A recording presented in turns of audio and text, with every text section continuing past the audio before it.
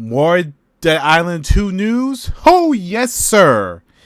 We need all of that.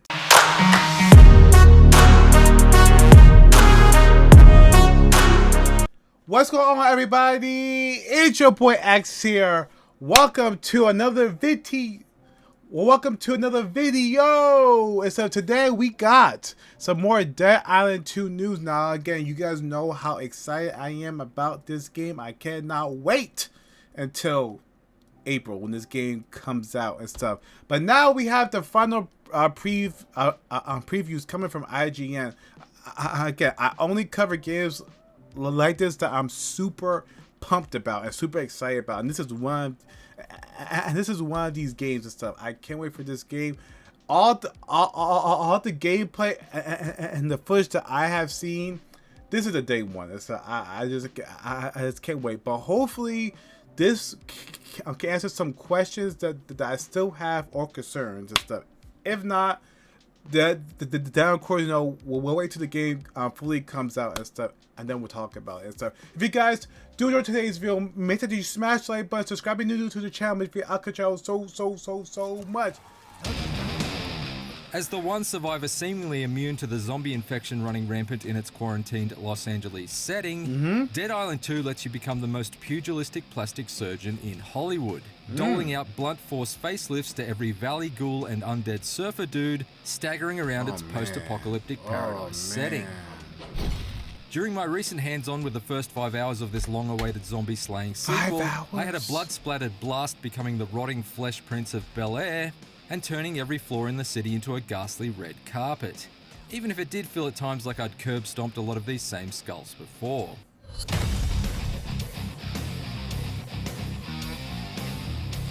Okay. After surviving a plane crash in its opening moments during an aborted attempt to escape the city, Dead Island 2 sent me on a search for fellow survivors from Bel-Air Look to at that! Hills. The Los Angeles setting is not one Bel-Air to Beverly. Look at that! Look at. I'm sorry for pausing it so much, but just look at that. I don't think that we can explore all of this.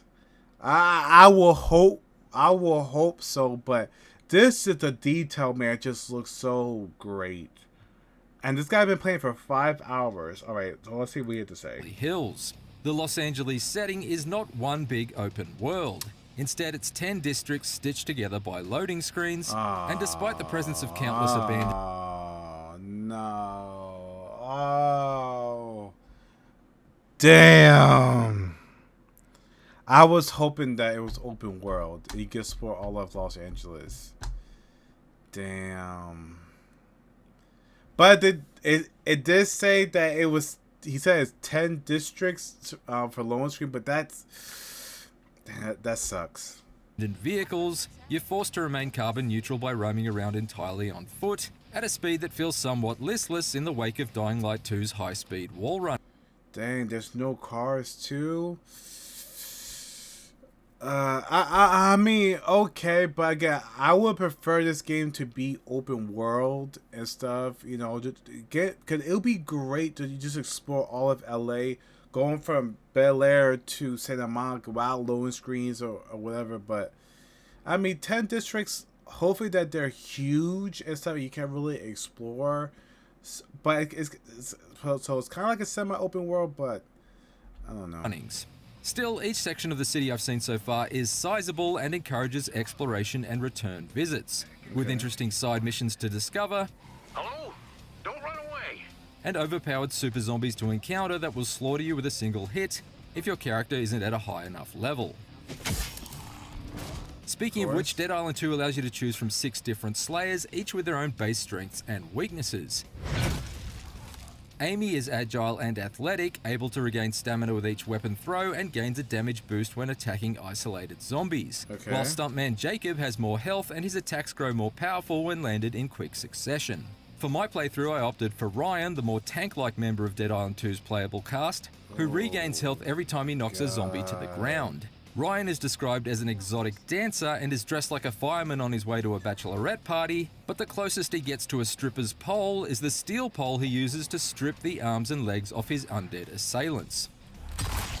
Building on each character's base stats, Dead Island 2's skill card system allows you to tailor your character traits to best suit your playstyle. Right? It's a refreshingly streamlined approach that contrasts with some of the more convoluted skill trees found in other modern action adventures, allowing you to choose between basic abilities like blocks and dodges, and then layering on cards to further enhance them. The bulk of the cards I unlocked as I progressed to level 10 during my hands-on were useful though not especially game-changing, like gaining health from well-timed blocks or performing a war cry to receive a temporary boost to toughness. But I'm assuming that some of the flashier superpowered abilities will come in the form of top-tier Newman cards, which I'm unfortunately yet to come across this early in the adventure. You don't need a poker face to handle Dead Island 2's deck of cards, but you will need to poke a face, stab a torso, and lop off an arm or two during each and every encounter with LA's population of meat puppets. Thankfully, you're armed with a unique assortment of improvised utensils in order to tackle Dead Island 2's all-you-can-beat buffet, and many of them feel enjoyably distinct to use. From the satisfying way a heavy attack with a sledgehammer knocks enemies into the ground like fleshy fence posts, to the rapid blows of the brass knuckles that allow you to punch a zombie's brain right out of the back of its skull, like you're pitting the world's angriest olive. Oh my god. Damn! Most of them can be upgraded with various mods and perks, like souping up the set of Wolverine-style claws with electricity to bring some extra shock to the ore, or covering a baseball bat with nails so it inflicts persistent bleeding damage with every swing.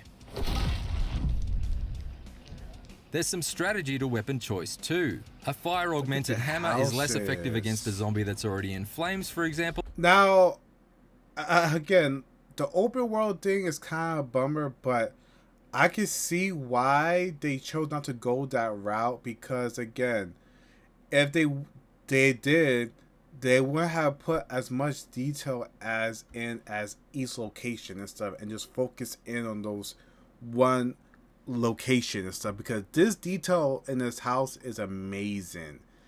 It's absolutely incredible, and if this was open world, which I still would prefer, that you'll probably lose some of that quality.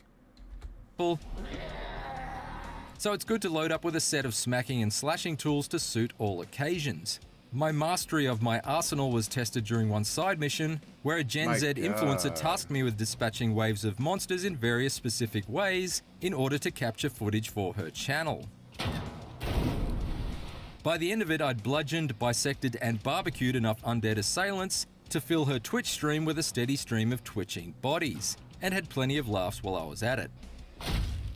Ooh. This was just one of a handful of memorable set pieces packed full of more rancid zombie varieties than you can shake a barbed wire covered stick at. From enjoying a backyard cookout with freshly grilled ghouls, oh my god, to dousing undead paramedics in water and lobbing car batteries at them to shock them into submission, to tearing through the zombie cast and crew in a Hollywood backlot, I relished the opportunity to carve out a Californian killing spree in a blaze of gory glory. Look at the blood on the wall. Oh my god, man, this combat. Despite these hysterical highs, there are early signs here that the decaying flesh hanging off its shuffling citizens might not be the only thing that could grow stale in Dead Island 2. And it could potentially become a fairly repetitive experience over the course of the adventure. Building interiors are notably reused at times, and so are a number of mission objectives. I've had to replace the circuit breaker on an electronic gate to stop the advancing zombie hordes on more than one occasion already, which seems a little uninspired. This'll work. In spite of the extensive weapon augmentation and skill buffs, combat in Dead Island 2's opening hours too often boils down to just clumsily caving in zombie skulls with a bunch of blunt instruments. And once the horrifying thrill of the gore has worn off, grinding through these garden variety ghouls does tend to feel about as challenging as bashing a pinata without a blindfold on. I mean, it's a zombie game, so you can't On expect that too much. note, it was striking me as odd that I'd spent 5 hours in the land of the Second Amendment, rummaging through the personal safes and panic rooms of the rich and famous without Look at finding a that. single firearm. But right at the end of my hands-on, I received a call on the walkie-talkie from returning series character Sam B, informing me that he had a lead on a gun Sam and acquiring B it is was to back? become the next story objective. That was certainly an enticing way to finish. The guns you see in this footage were unfortunately not available during my hands-on, but their inclusion in the final game in combination with a few more weird and wonderful enemy types and the Berserker Fury mode hinted at in recent trailers has me feeling optimistic that Dead Island 2's combat will evolve enough to keep me on the hook throughout the course of its limb-lopping tour through La La Land. There's certainly a strong foundation for flesh-flaying fun here, so here's hoping that after a 9-year wait for Dead Island 2... Alright, okay, so basically the only thing I actually cared about if it was open world or not, okay, so there is 10 different districts. Now again, he did say that there reuse some aspects, which I kind of find odd because if you're not doing an open world, you don't have to reuse aspects because again, it's not like a whole city, it's just different sections. So I'm assuming that, you know, he didn't really like play like, you know, he probably like played like one area of I think like the Bel Air area of it, but I'm really curious to see. But what I've been seeing, I'm super excited about this game. And again, a zombie game getting repetitive, that's the whole point. Like they like, you know, like they're not focusing on human violence or human story and stuff. You're in this game to kill zombies and stuff, and that's all I want from a zombie game and stuff. You know, some people might like that, others don't and stuff. I love that and stuff.